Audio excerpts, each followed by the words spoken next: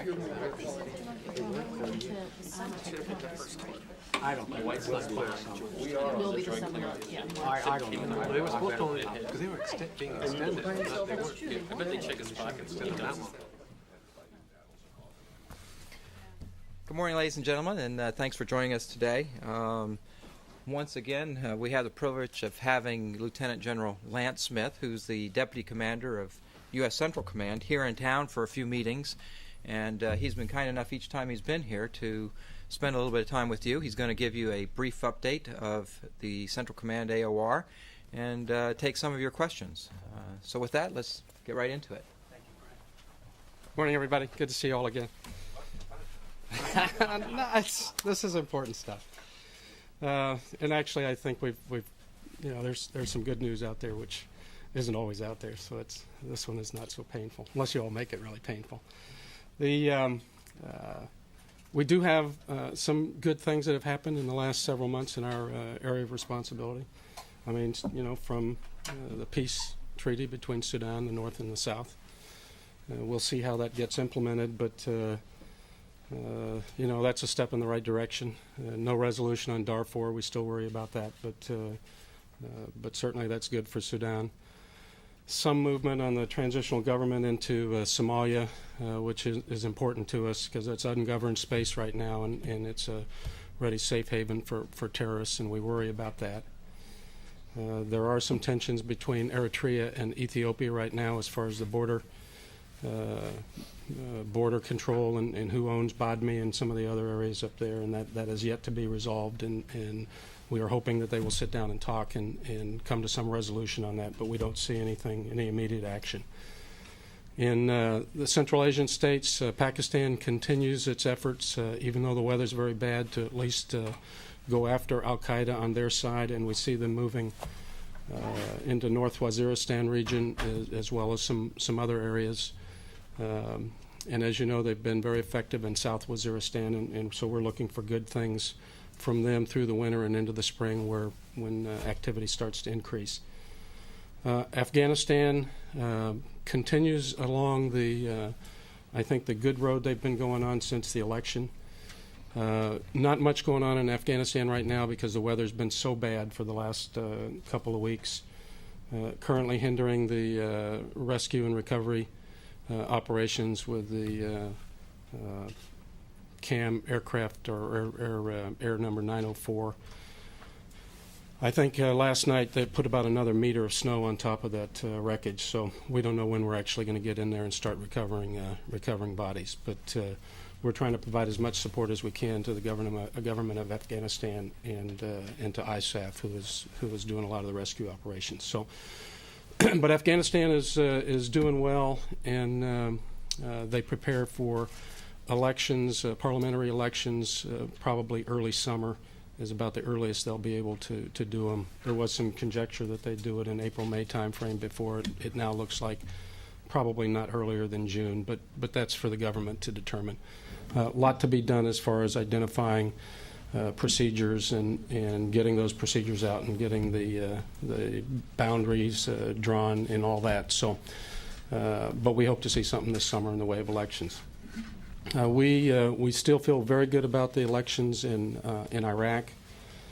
Our commanders in the field are telling us that they have seen some level of attitude change within the country, all very positive. That's not to say, as you all know, that violence has stopped. We see violence sort of at the pre-election levels right now, although the focus appears to be right now on the Iraqi security forces and civilians, and the civilians in many cases are not just civilians in the street, but those civilians that are around Iraqi recruiting stations, either in lines to sign up, which we have seen a good surge in after the election. So that appears to be who they're focused on, not so much the coalition forces right now. And we, I understand today there has been a delay of some sort in announcing some of the election results because they're going to go back and do some recounts on some of the ballot boxes. I don't have details on that and what's causing that to occur, but we still hope that some level of announcement will come out by the middle of the month, by the 15th, but nothing firm on that. But we think that the attitude change that we've seen is twofold in Iraq, and of course it's not totally across the board. But the Iraqi security forces acquitted themselves very well during the election. I think they feel good about it, so there is a level of self-confidence out there that maybe they didn't have before. And then at the same time, I think there's we see some pride on the part of the Iraqi people for the performance of the Iraqi security forces. So there is some, beginning levels of mutual trust between the security forces themselves and the people, and that's critical to our ability to get in and make sure that there's a viable Iraqi security force so that we can, at some point in time, draw down our forces and come home. And I'm ready to take any questions. Yes, sir. General, when do you think you'll get down to the 135,000? Some back down to the. There's some question about that it's doubtful it'll be in March, like you promised, but probably in early summer. What? No, I suspect I won't tie to a number, but what we did was we extended 2 brigades through the March time frame to get through the elections, just like we did in Afghanistan during the elections last year. And we expect those folks will come home. We're in the middle of a turnover of authority right now, and the numbers. There's always a bad. You get in a bad thing when you get into numbers, but we are on our way down to pre-election numbers that measure between 17 and 18 brigades. So I can't tell you exact date, but there's no reason for me to believe that that's not going to occur as planned. What's the total number today? You were at about 130. Today it's 153,300 something, or maybe 800, but between 153,000 and 154,000 today. I mean, yesterday it was 151,000 something. Tomorrow it could be 151,000. It's you got people going in and people going out in large numbers, but a little over 150,000 now. So just to clarify, sorry, you said you expect to get down to the pre-election numbers. Is it safe to say in the springtime, or are you looking to... I'd say springtime. There's no reason for me to believe that those 2 brigades that we extended won't come home on time, which was about the March time frame. Sir, Yes, sir. You mentioned earlier that Iraq violence is roughly at pre-election levels now. Do you mean that it's gone down, or that it stayed the same as what it was before during the election? It's about what it was prior to the elections. Although if you look at the numbers in the last couple of days, I think yesterday was somewhere between 30 and 40 significant activities, and we've been averaging about 40 post-election. The way we count them, I mean, people count them different, but the numbers are about where they were before we got into the pre-election violence. That's probably a better comment. And that's gone down? It went up significantly. And election day, there was, it was painted in many cases because we were so focused on the election that the activity did not increase. But the fact is, activity did increase during the elections, and in the in the neighborhood of 200 to 300, and so it was, again, it depends on how you count and what period you count, but there were there was a significant amount of activity on election day. It's too early to establish a trend, of course, but the U.S. casualty figures have been markedly lower since the election. Are U.S. forces as aggressively pursuing insurgents, or are they moving over more to a training and advisory role? We have not moved over to a training and advisory role in significant numbers that would impact a trend like that. Certainly our goal, as we're able, as conditions permit, is to move more towards training and mentoring. But we're not at that point yet. We continue offensive operations to go after these guys. We are getting a significant amount of help from Iraqi citizens where they're pointing out IEDs.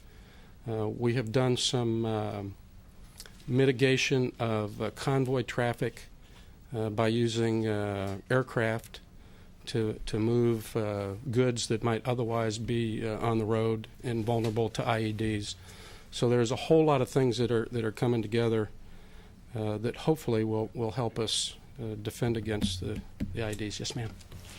You talk about the attitude change of the Iraqi people or perhaps the Iraqi security forces. Have you seen any change, it doesn't sound like it in terms of attacks, with the insurgents since the election? Do you feel like you made a difference or the elections made a difference? I think so. That'll be hard for us to gauge, but it's not just the elections that made a difference.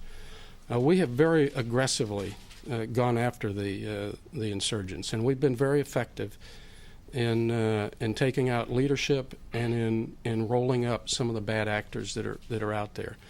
It's hard for me to throw numbers at you, but because we capture almost 100, and please, this number is really soft. 100 or so folks every night.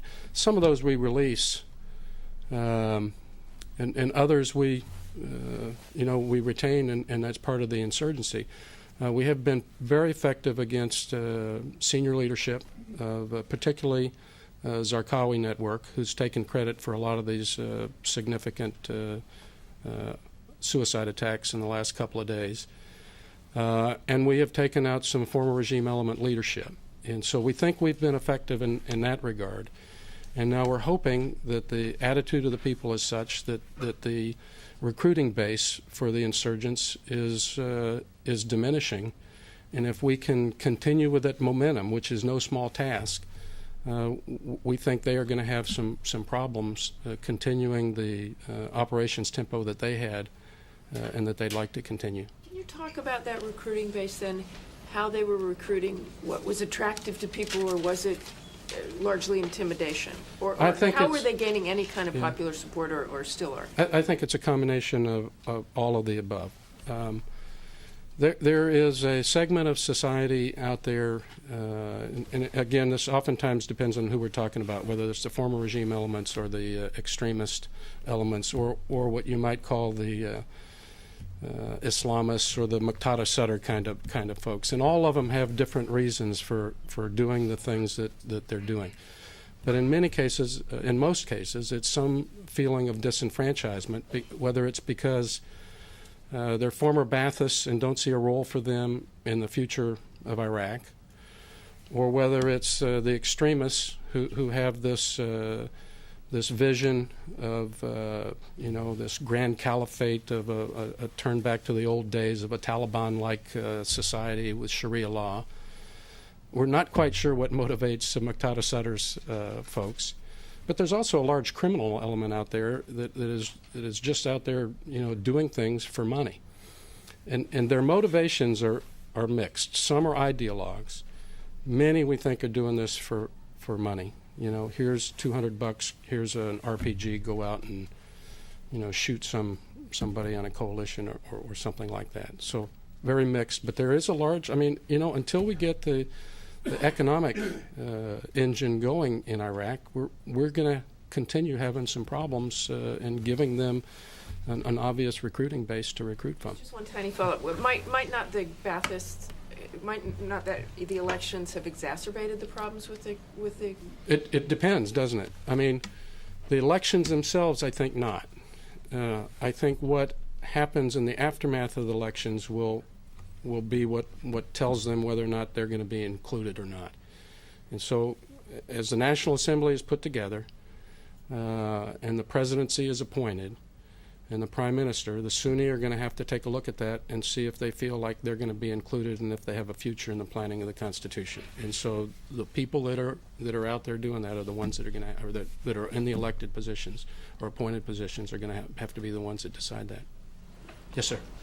Sir, you touched a little bit on this before. You said that you're getting a significant amount of help from the Iraqi people in finding IEDs. Are you getting other tips, intelligence tips, and are the folks in the Sunni Triangle coming around and delivering those tips? Now, all the information we have when we say that is anecdotal, but in Fallujah, for instance, there are Iraqis that are Fallujans that are clearly Sunni. That are pointing out caches some significant ones of weapons. There are people in Fallujah and Samarra and other places that have pointed out bad actors of some sort, whether they're extremists or former regime elements. And then there are others that are pointing out IEDs and taking us to IEDs. To try and compare that before election and where it is now would be difficult, but I think the commanders feel that they're seeing more of that than we saw previously. Yes, ma'am. Can I switch gears just to a different country for a minute?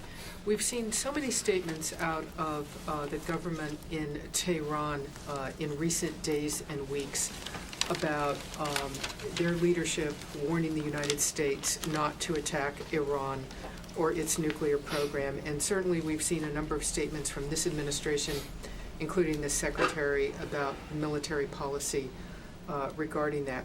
What can you tell us about the work, explain and clarify the planning work that goes on at the U.S. Central Command vis-a-vis military options for Iran?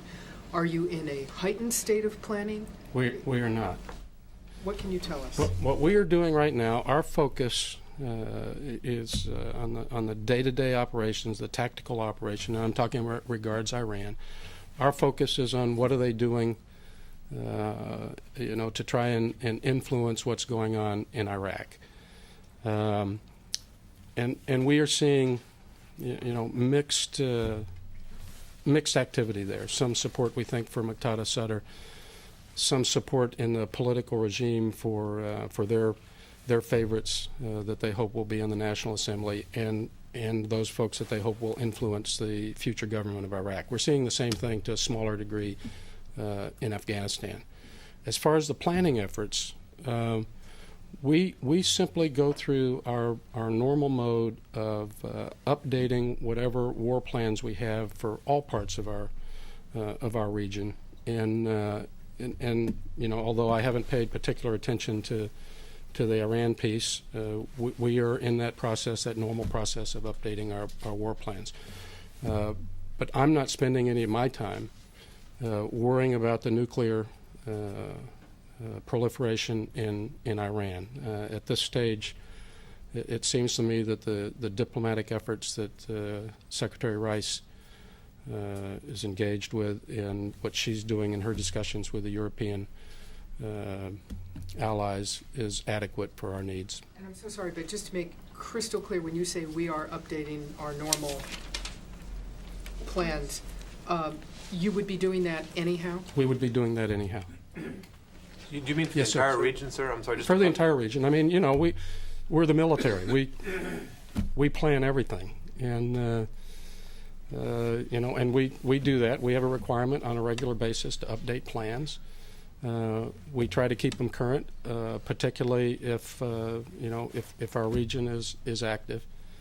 But I haven't been called into any late night meetings at 8 o'clock at night saying, "Holy cow, we got to sit down and go plan for Iran." But you're updating that war plan as well as the rest of them.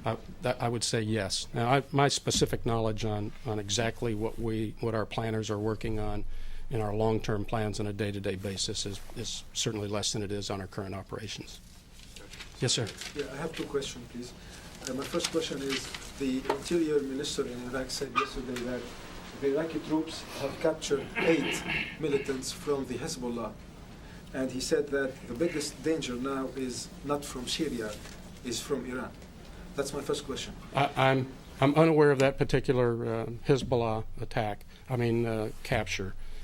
But we have always been concerned about Iran's intentions in Iraq, and we have also had some difficulty following them.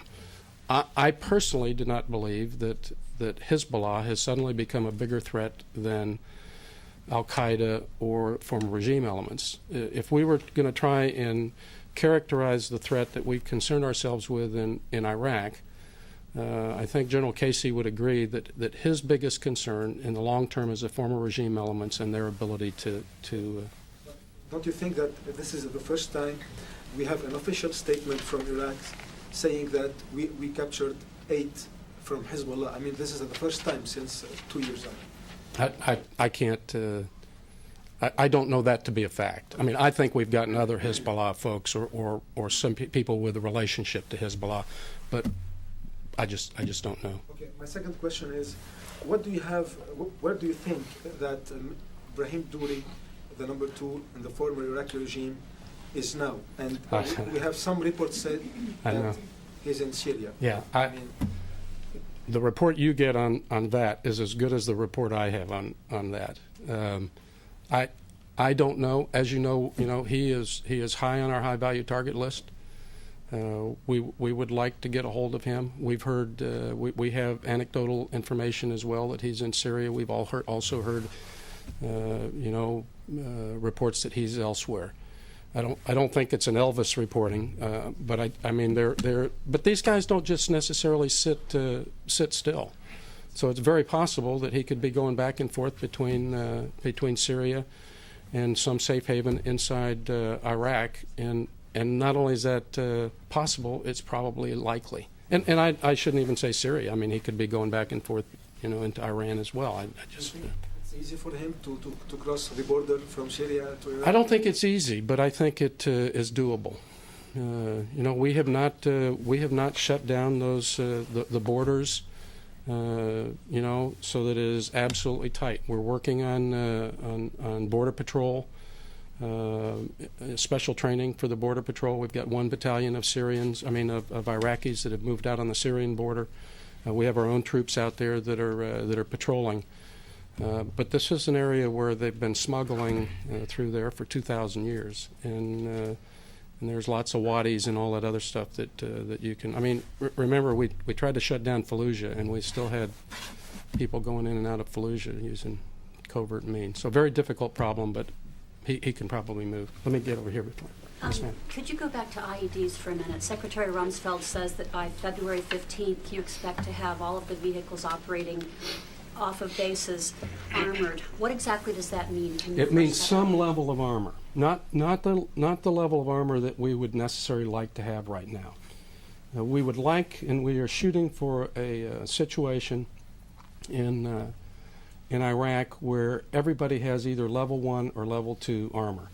That means that it is either built into the system when the vehicle is produced, whatever the vehicle happens to be, or it is the major addition of armor that includes putting a generator on the engine, putting air conditioning in, protecting on top and underneath, the 360 kind of stuff.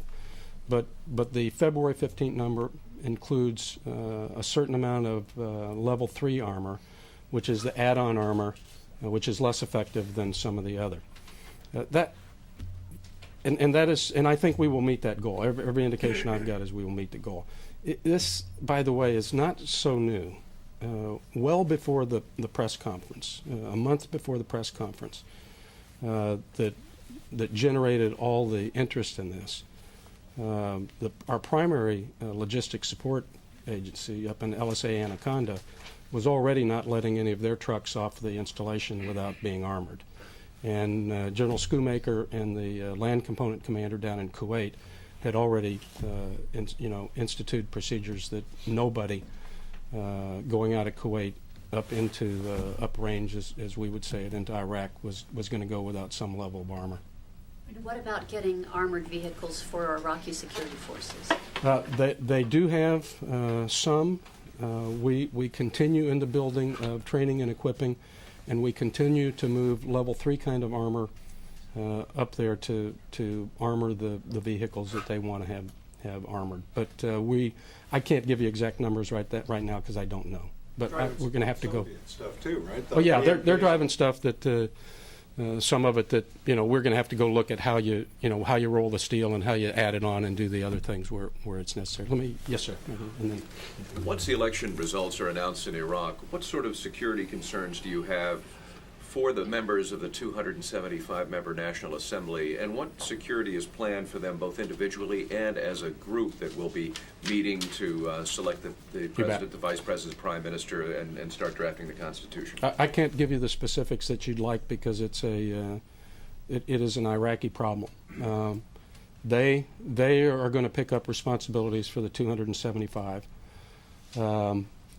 We, in turn, once they appoint and announce what we call the level 1 leadership, the same folks that we're providing personal security for right now, the Prime Minister, the President, the 2 Vice Presidents, we will have some responsibilities there as well for the new leadership. How long we're going to have those responsibilities is really up to how we negotiate between us and the Iraqi government, and when they think they have capable enough people to take on that responsibility themselves, which I fear will, that's a very difficult job, and we've got some folks that are very good at it, and so there is a reluctance to let us walk away from it, but we will continue to do it until they're ready. How big of a concern is their personal security, given the history?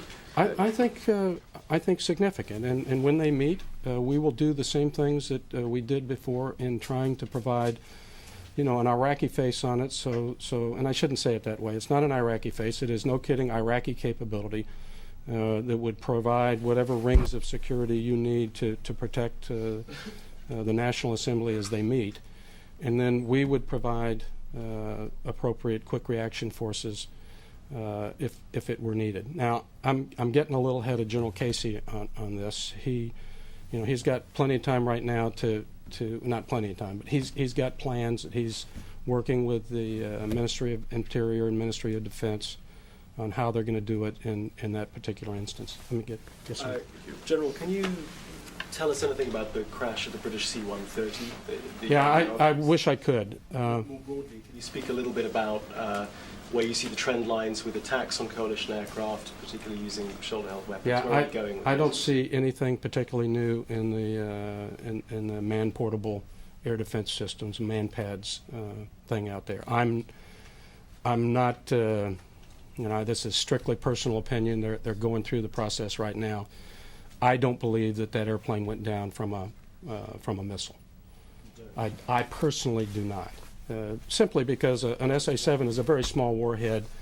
The airplane has 4 engines. It goes after a heat source on the engine, and if it took out one engine, there's no reason for me to believe that the airplane should have crashed. It should have been able to land. Now, it was in a critical stage of fight, so I could be wrong on that. But we believe pretty firmly. I had to have our intel guys doing this, but I'm pretty confident that the tapes that they showed on Al Jazeera were bogus. It just didn't. Nothing looked right in it. I've never seen anything like this white thing that you punch a button and all of a sudden a missile comes off of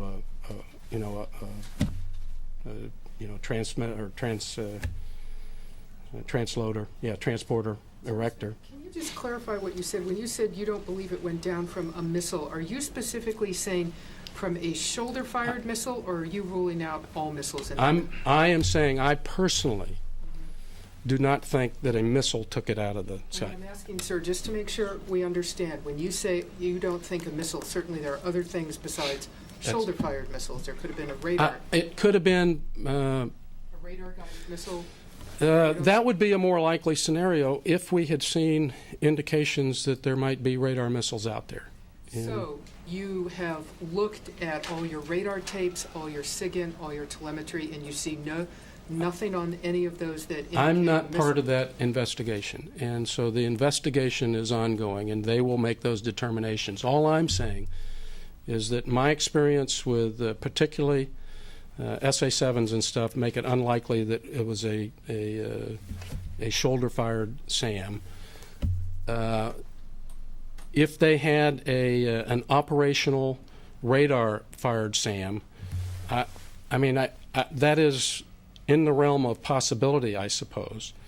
But there are other likely scenarios, whether it's a small arms fire that hits something in the rear, or a lucky shot from an RPG, or there are just so many scenarios. The one that seems least likely to me, because I think it would have been seen, is the man-pad one. May I just ask you then, has the U.S. government now shared with the British government all the relevant information it may have? I'm sorry, you're asking wrong. I just don't know, but I cannot imagine that we have not. The UK particularly, we don't hold anything back.